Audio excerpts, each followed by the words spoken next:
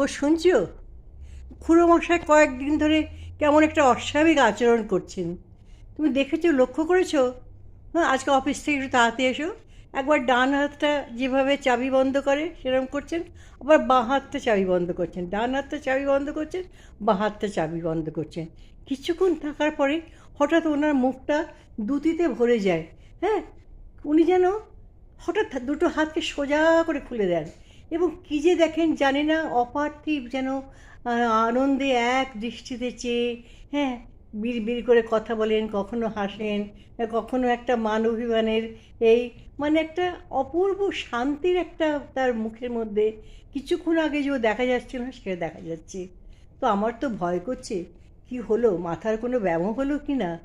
তখন অনেক আলোচনার পরে দুজনে ঠিক করলো, চলো খুড়োমশাইকে নিয়ে একজন সাইকোলজিস্টকে দেখায়। তো সাইকোলজিস্টকে দেখাবে, সাইকোলজিস্টকে উনি কি যাবেন?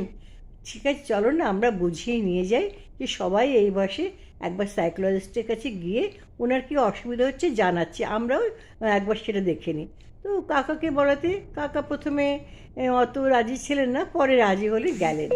তারপর যখন বললেন কী কী হয়, কী কী দেখান, তো ভদ্রলোক ওখানে গিয়েও ডান হাতের দরজা যেভাবে বন্ধ করে যে সেটা করছেন, বাঁ হাতেও করছেন, ডান হাতে করছেন, বাঁ হাতে করছেন।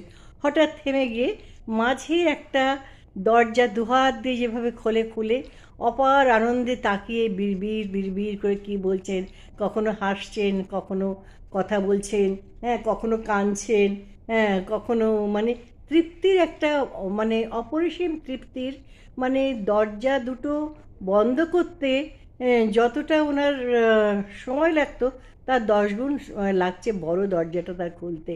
তো এরকম ডাক্তার সমস্ত দেখলেন, বললেন ঠিক আছে, কোনো ব্যাপার নয়। তো এরপরে ডাক্তার বলে আমি কিছু এক্সারসাইজ দিচ্ছি, আর কিছু ওষুধ দিচ্ছি, এবং তারপরে একটা থেরাপি স্টার্ট হবে। ওই থেরাপিতে ব্রেন কি বলছে সেটা বোঝা যাবে। ও তখন এরা অ্যাপয়েন্টমেন্ট নিয়ে চলে গেল।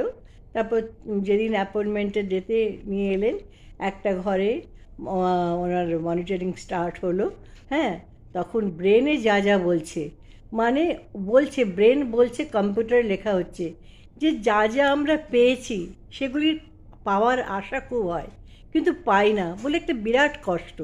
সেই জন্যে আমি ডান আর বাঁ দিকের যত মানে মানে যেগুলি পাওয়ার ইচ্ছায় বন্ধ করে দিই, কিন্তু যখন সামনের দরজাটা খুলি তখন দয়াময় ঈশ্বরকে দেখে এত আনন্দ,